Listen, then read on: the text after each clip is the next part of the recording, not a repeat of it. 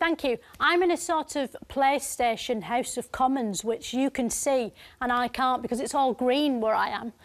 This election's important for politicians because if they lose, they get hung. And it's all about winning seats, which is weird because, as you can see, they're actually benches. The important bit's that white dotted finish line down there.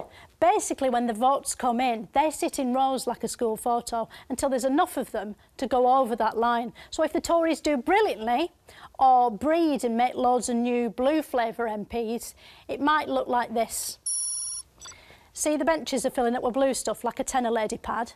In this case, they've got 335's worth, which means they flood over the line and they've won Britain. But what would happen if Labour did sort of OK, but not as good as that? See, that's not enough to get them over the winning line, and apparently they're not allowed to just shuffle along, sort of spacing their bums apart along the benches so they are over the line. Instead, they have to borrow MPs off other parties. So, say they nicked 25 Liberal Democrats. That's something, but not enough. So they might have to get some SNP people in, like they've promised they definitely won't. And that does take them over the line, and the SNP and Lib Dem colours are so similar, they'd probably get on.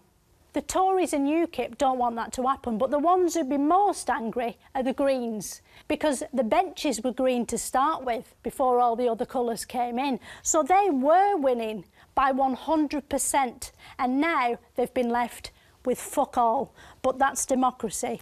Anyway, it doesn't matter what happens in here, it's outside in Great England Kingdom where the politics actually happens. And apparently if I do this with my arms, I'm outside now. Has it happened? Has it happened yet? Has it happened? Has it? OK. Just nod next time. So I'm standing outside on Britain, but it's not real Britain, it's sort of jigsaw Britain. Oh, I can see it on the monitor. It's like being Godzilla or that illegal weatherman.